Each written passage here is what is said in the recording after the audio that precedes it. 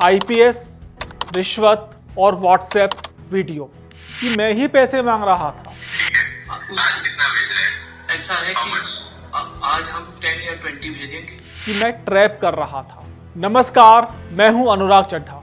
News one India के digital platform पर आपका स्वागत है। आज की जो चर्चा है उसका टॉपिक है आईपीएस, रिश्वत और व्हाट्सएप वीडियो। दोस्तों, उत्तर प्रदेश में जो आईपीएस अधिकारी हैं उनके बीच में इतनी लड़ाई है, इतनी खींचतान है, जिसकी वजह से जो देश की सबसे सर्वोच्च सेवा है आईपीएस, वो भी बदनाम हो रही है।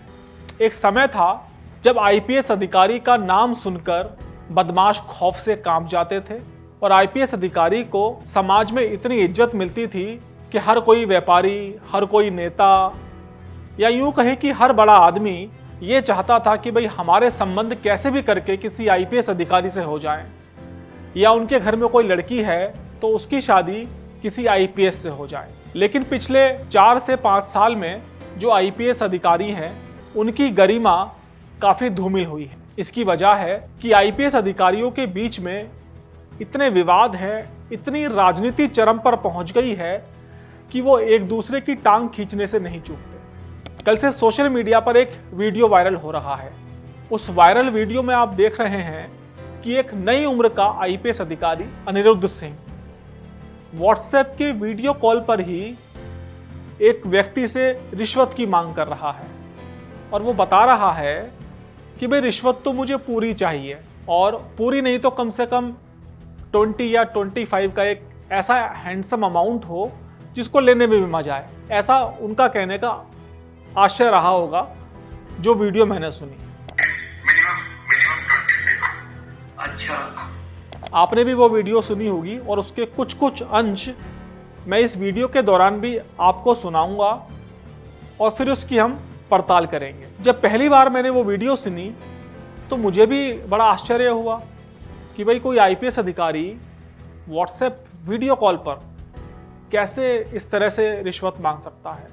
लेकिन जब मेरे रिपोर्टर ने उस आईपीएस अधिकारी से संपर्क करने का प्रयास किया तो सबसे अच्छी बात यह रही कि उसने कबूल किया कि ये उसका वीडियो है, उसी की आवाज़ है।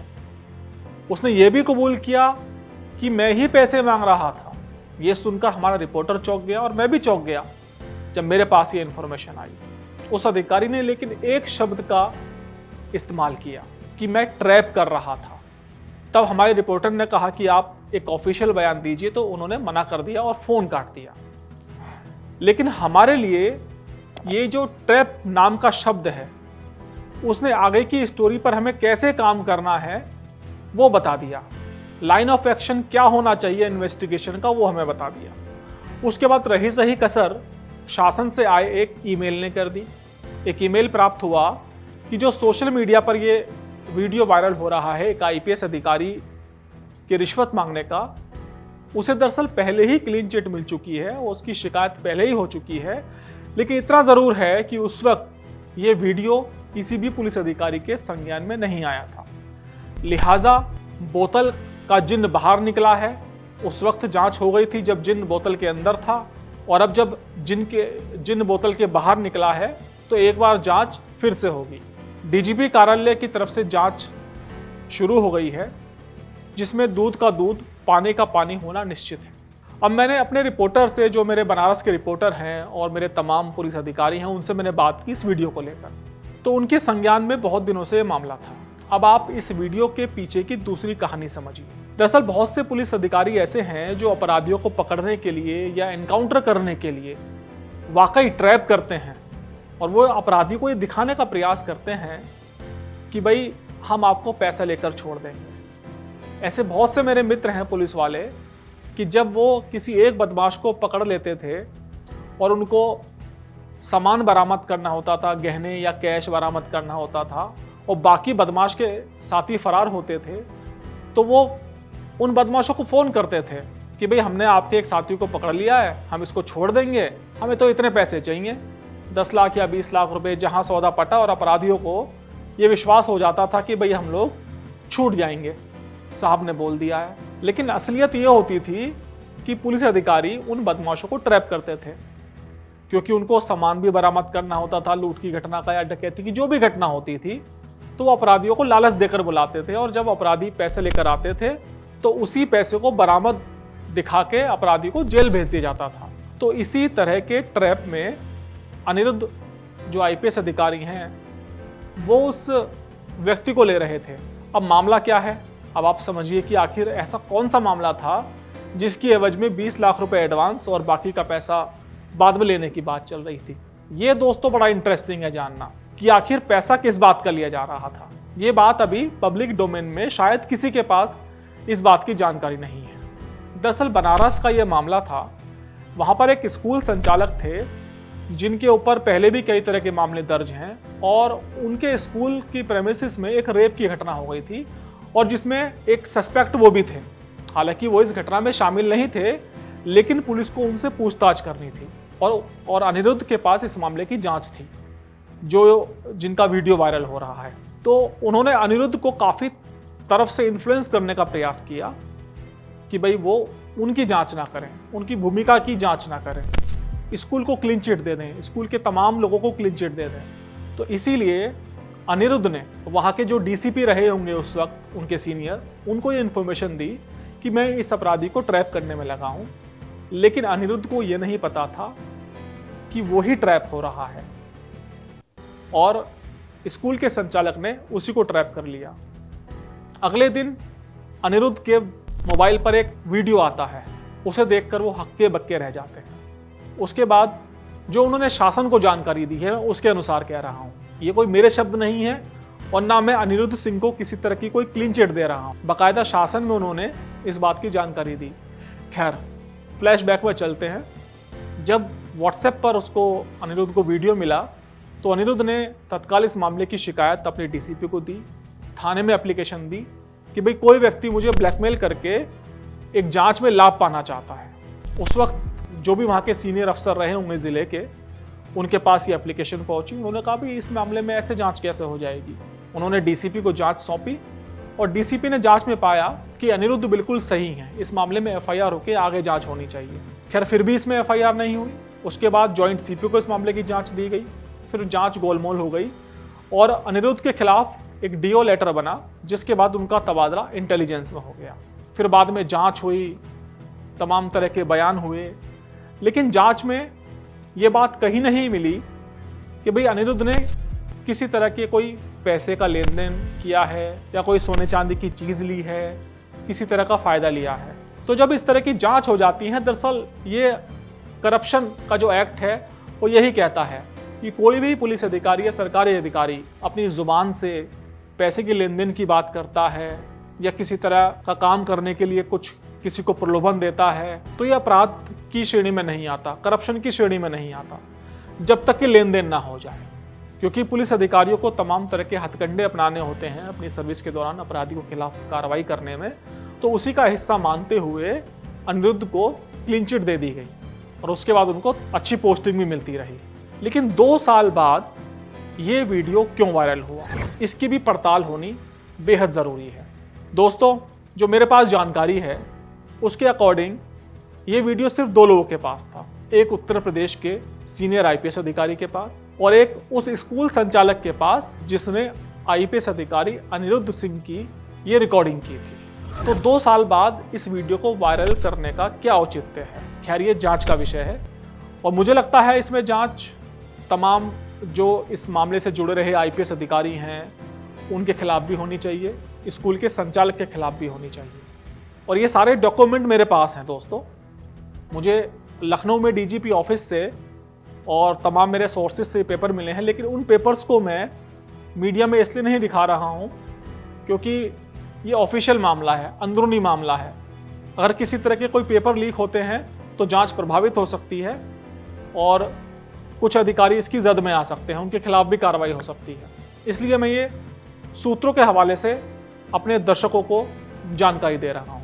अब जब मोटा मोटा मेरी बात समझ में आई, उसमें यह है कि जो अनिरुद्ध आईपीएस हैं, उनकी जो पत्नी है वो भी आईपीएस अधिकारी हैं, उनको भी ट्रैप करने का प्रयास किया गया। करीब 1 या 1.5 साल पहले की बात होगी कि एक इंस्पेक्टर उनके घर जाता है और किसी मामले में पैसों की पेशकश उनको कर देता है। तत्काल जो कीर्ति सिंह नाम है उनका शायद, वो बताती हैं कि तुरंत उन्होंने इस मामले में शिकायत की और बताया कि एक इंस्पेक्टर मेरे सामने पैसे लेके आया था, किसी काम के ये पेशकश उसने की थी और उसको लगा कि ये उसको ट्रैप करने के लिए सब किया जा रहा है। हो सकता है उसको भी ट्रैप करने का प्रयास हो। तो उस मामले में तत्काल जो अधिकारी थे उन्होंने संज्ञान लिया और उस इंस्पेक्टर का वहाँ से तबादला हो गया। तो इस वीडियो के पीछे कहीं ना कहीं आईपीएस अधिकारियों के बीच में जो राजनीति है वो हावी है। दोस्तों, आपने नेताओं को तो राजनीति करते बहुत सुना होगा, बहुत देखा होगा, और राजनीति तो छोड़िए हर घर में है, हर संस्थान में है, लेकिन आईपीएस अधिकारियों के बीच में उत्तर प्रदेश में राजनीति बहुत चरम पर है। जूनियर सीनियर अधिकारी जो तमाम हैं वो एक दूसरे का सम्मान नहीं कर रहे हैं। पब्लिक प्लेटफॉर्म पर आईपीएस अधिकारी की गरिमा को तार तार किया जा रहा है। अब जिस मामले में इस आईपीएस अधिकारी को क्लीन चिट मिल चुकी थी, 2 साल बाद उसका वीडियो वायरल करके किसी को क्या हासिल हुआ? ये सबसे बड़ा सवाल है कि वो कौन लोग हैं जिन्होंने इस वीडियो को वायरल किया। अब कुछ लोग तो ये भी कह रहे हैं, यूपी पुलिस के बड़े आईपीएस अधिकारी, कि जो पति पत्नी हैं दोनों अब सीनियर हो रहे थे लगातार, अब उनको ज़िला अलॉट होता और जो स्कूल संचालक था उसका टसल चल रहा था इन आईपीएस दंपत्ति से, वो नहीं चाहता था कि ये ताकतवर हो और इनको ज़िला अलॉट हो, इस वजह से उसने ये वीडियो वायरल कर दिया। ऐसा नहीं है कि मुख्यमंत्री के संज्ञान में मामला नहीं है, ये सारी शिकायत, इनका बाकायदा शिकायतों का पूरा बंच बना हुआ है। जब भी मुख्यमंत्री ऑफिस जांच करता है या डीजीपी ऑफिस जांच करता है इस तरह के मामलों की, तो तमाम तरह के एविडेंस जुटाता है। बस फर्क इतना है कि उस वक्त वीडियो वायरल नहीं थी और आज वीडियो वायरल है। और यह भी सच है कि पुलिस अधिकारियों को अपराधियों को पकड़ने के लिए ट्रैप करना पड़ता है। जांच इस बात की भी होनी चाहिए कि क्या अनिरुद्ध सिंह वाकई ट्रैप कर रहे थे, या फिर जब इस बात का खुलासा हो गया कि वो ट्रैप हो गए तो उसके बाद उन्होंने शिकायत देकर एफआईआर कराकर अपना डैमेज कंट्रोल कराने का प्रयास किया। हाँ दोस्तों, इसमें एक महत्वपूर्ण विषय ये भी है कि जब अनिरुद्ध ने एप्लीकेशन दी थी तो उसकी एफआईआर क्यों दर्ज नहीं हुई, उसकी एप्लीकेशन का निस्तारण क्यों नहीं हुआ। ना तो एफआईआर हुई और ना ही ये बात तय हुई कि भाई वो एप्लीकेशन झूठी है। बेवजह स्कूल संचालक को फंसाने के लिए ये अनिरुद्ध चाल चल रहे हैं। तो अगर इस मामले की गहराई से जांच होगी तो कई तथ्य निकलकर सामने आएंगे, लेकिन इतना जरूर है कि अगर अनिरुद्ध वाकई ट्रैप कर रहे थे तो उन्हें फंसाने वाले के खिलाफ कब कार्रवाई होगी, और उस जिले के तमाम जो आईपीएस अधिकारी हैं वो अपने आईपीएस अधिकारी को छोड़कर दूसरे के साथ क्यों खड़े हो गए, ये भी जांच का विषय है। लेकिन इतना ज़रूर है कि इस वायरल वीडियो ने एक बार उत्तर प्रदेश पुलिस की इमेज खराब करने का काम किया है, और ख़ास तौर पर आईपीएस अधिकारियों की इमेज बहुत ख़राब हुई है, क्योंकि कोई सोच भी नहीं सकता कि भाई कोई युवा आईपीएस अधिकारी व्हाट्सएप पर इस तरह से रिश्वत मांग रहा है। मेरे पास ये इन्फॉर्मेशन आई, मुझे लगा कि ये इन्फॉर्मेशन अपने दर्शकों से मुझे शेयर करनी चाहिए, क्योंकि व्हाट्सएप पर सिर्फ एक पक्ष जा रहा है। वो पक्ष ये है कि अनिरुद्ध सिंह दुनिया की नज़रों में विलेन बन गया है, एक भ्रष्ट अधिकारी बन गया है, एक ऐसा आईपीएस अधिकारी जो खुलेआम रिश्वत मांग रहा है।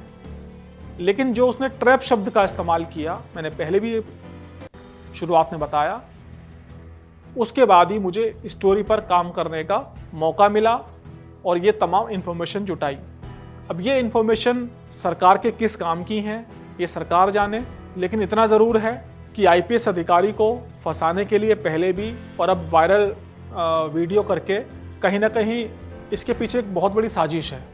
उस साजिश का भी खुलासा होना चाहिए। और ये पहला मामला नहीं है कि उत्तर प्रदेश में आईपीएस अधिकारियों की ये पहली लड़ाई है। इससे पहले भी कई तरह की वीडियो वायरल हो चुकी हैं प्रदेश में, वो आप लोगों ने देखी ही होंगी। नहीं देखी तो गूगल पर जाइए और आपको तमाम तरह के विवाद आईपीएस अधिकारियों के बीच के मिल जाएंगे। मुख्यमंत्री योगी आदित्यनाथ ने इस मामले को बहुत ही गंभीरता से लिया है, और 3 दिन पहले ये वीडियो जब वायरल हुई तो पहले 5 कालिदास मार्ग में उनको भी दिखाई गई। साथ में डीजीपी ने उनको ये भी बताया था कि इस मामले में जांच कंप्लीट हो चुकी है, बस फर्क इतना है कि पहले वीडियो पब्लिक नहीं थी और अब वीडियो पब्लिक है। तो दोस्तों, इस वीडियो से जुड़ी और भी जो इन्फॉर्मेशन मेरे पास आएगी मैं आपसे शेयर करूंगा। आज के लिए इतना ही। नमस्कार।